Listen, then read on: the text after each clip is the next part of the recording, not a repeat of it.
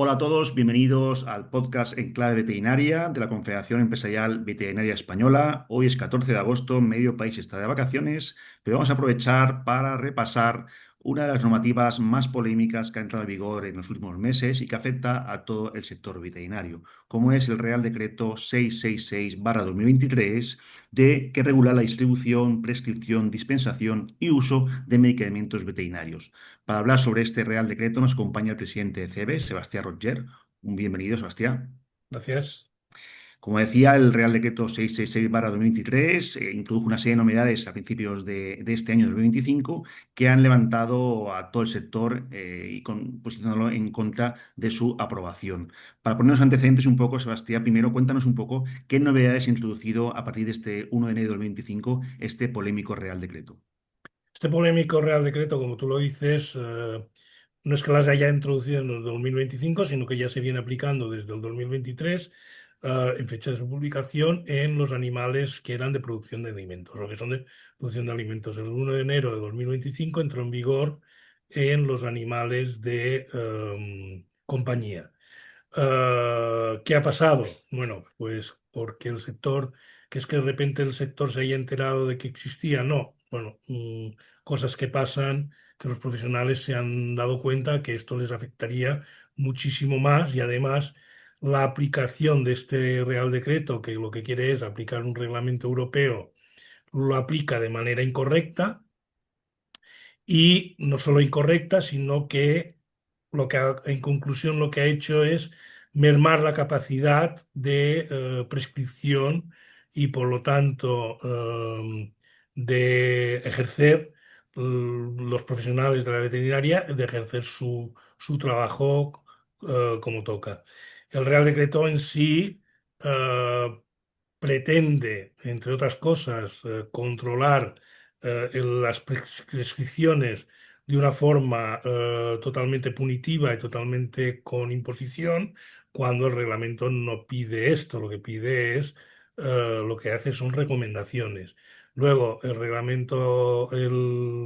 Real Decreto actual, el español, lo que pide, en España lo que se piden son una serie de datos que no son necesarios, que Europa no los necesita y no se entiende muy bien el por qué se les aplica en tanta trazabilidad.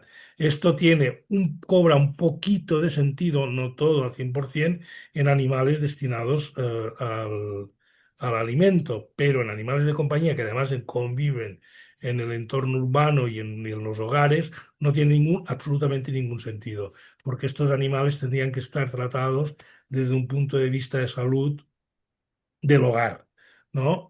Evidentemente los animales de abasto también tienen que estar tratados desde un punto de vista de salud global y de salud de salud humana, pero la diferencia es que los animales de compañía, tal y como su nombre indica, conviven con las personas y tienen que ser tratadas sus enfermedades en función de este One Health que más específico, porque One Health es una palabra es un modelo de gestión, entonces no se puede gestionar de la misma forma los animales que, desde ese punto de vista de la salud, los animales destinados al alimento, que los animales que conviven.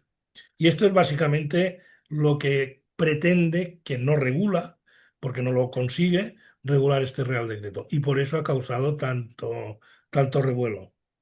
Y en el día a día de la clínica veterinaria, ¿cuáles son los principales problemas que incorpora? Bueno, incorpora varios problemas. El primero, al profesional le impide la prescripción como venía haciendo por su conocimiento técnico y científico, ¿no? Que no en vano los veterinarios son médicos veterinarios y conocen las patologías y conocen la farmacología. Y ahora pues viene a imponer lo que viene a imponer una serie de criterios que es, entre otras cosas, es seguir estrictamente el prospecto del medicamento, cuando los prospectos las fichas técnicas de estos medicamentos ya están obsoletas y hay muchísimos estudios científicos avalados que hablan de otros usos de estos mismos medicamentos, de otras posologías, etcétera. ¿Qué ocurre? Esto ha mermado la capacidad terapéutica. Un ejemplo. El medicamento veterinario es muy complejo. Entonces, ¿por qué es muy complejo? Porque es multiespecie. Es incluso más complejo que el medicamento de humana, porque humana es una sola especie y un número de patologías. Pero en veterinaria, los medicamentos se tienen que registrar por cada especie. Entonces, los medicamentos se registran en una especie que es la que mejor encajará y más rentabilidad tendrá ese medicamento por parte de los laboratorios. No se registra para un periquito y para un caballo o para un cerdo o para un perro. No, no, se registra por aquel animal que ha sido diseñado y tal. Lo que ocurre que como la farmacopea, si vamos a estos registros, la farmacopea sería muy, muy poco extensa. Los veterinarios se han dado cuenta que algunos medicamentos que están registrados para otra especie funcionan en otra con otras dosis. ¿Y cómo se han dado cuenta? No por inspiración divina ni por una bola de cristal, simplemente porque se realizan estudios científicos de muy alto valor que van añadiendo a ese conocimiento terapéutico que ellos tienen. Ahora esto es volver nos hemos atrasado 30 40 años en el uso Mm. del medicamento en este sentido. Habéis denunciado desde la patronal CB el ninguneo por parte de tanto el Ministerio de Sanidad como especialmente el Ministerio de Agricultura y Pesca. ¿Por qué creéis que no os quieren recibir? Sí, a ver, ¿por qué no nos quieren decidir? El Ministerio de Agricultura ya es un clásico en que no ha hecho mucho caso a la Confederación Empresarial Veterinaria Española. El anterior, porque lo han cesado recientemente, han cesado a Valentín Almansa de Lara, que era el director general, pues ya manifestó cierta inquina hacia la Confederación, simple y llanamente porque, como reza nuestro lema en el tema de medicamentos, esta pastilla no nos la tragamos. Entonces Mm. tuvimos enfrentamientos constantes, intentamos siempre trabajar con ellos, intentamos hacer pedagogía, intentábamos, pues, todo, que es una relación institucional normal, pero era como ir a hablar con un muro, que lo único que no era escuchar, sino tal. Y llegó a un punto en que ni siquiera ni nos quería recibir, y nunca nos ha pasado con ningún ministerio, ni nos contestaba a los escritos que mandábamos, ni a las alegaciones, ni a las propuestas que hacíamos. De aquellos polvos, estos lodos. ¿Tenéis esperanza que con el nuevo director general pueda la cosa cambiar? Esperemos que sí, porque si Mm. no van a tener un gran problema. Esperemos que sí, es decir, por lógica, si han cambiado el director general, yo quiero pensar que lo han hecho para fomentar el diálogo. Vamos a darle, ahora es agosto, vamos a Mm. darle el mes de septiembre a ver qué pasa. Y Mm. esperemos que no solo sea en recibirnos y escucharnos, sino que tenga una voluntad firme, ¿no? Bueno, nosotros pedimos la derogación de este Real Decreto, pues que tenga la Sí, voluntad firme iba a de preguntar por eso seguirnos. exactamente, porque unas recientes enmiendas transaccionales o aprobadas en la Comisión de Agricultura del Congreso de los Diputados han introducido una serie de mejoras que ya suscitabais y en las que estáis parcialmente de acuerdo. Pero ¿cuáles son las exigencias irrenunciables por las que no queréis pasar? Exigencias irrenunciables es, primero, quitar, en cuanto a lo que es la prescripción, quitar todo tipo, o sea, que se pueda prescribir según el conocimiento científico de cada veterinario, que es con lo que está ocurriendo en humana. Mm. Eso es lo que está El- ocurriendo. Nadie duda de la prescripción de un médico. No entendemos por qué tiene que dudar de un veterinario. mm. Y la segunda, o quizá principal, porque esto solucionaría además muchísimos problemas, que tenemos es quitar la incompatibilidad del suministro o lo que viene llamándose la venta al por menor o la venta de los medicamentos veterinarios, quitarse la incompatibilidad a los veterinarios en ejercicio. Porque la dispensación, que es el nombre técnico que tiene, es un acto clínico además que los farmacéuticos pretenden, pero no pueden hacer por falta de conocimiento, aunque ellos tienen conocimiento de farmacopea, etcétera, y de salud humana, pero de salud animal no saben, no entienden. Y es el gran problema. Desde el año 95 tenemos este problema de esa incompatibilidad.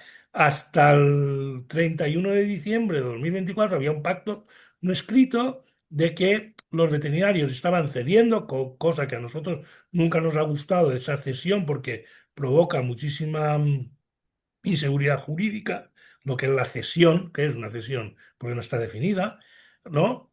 Se cedía el medicamento porque, total, las farmacias en 30 años han sido incapaces de tener todo el vademecum en las farmacias. De hecho, no han tenido nunca nada. ¿Y qué ha ocurrido ahora? Pues que hay un peregrinaje por parte del usuario para buscar medicamentos en las farmacias y esto pues causa un perjuicio primero a la salud de los animales, al bienestar animal, ¿no? Le pone en peligro a su salud y un perjuicio al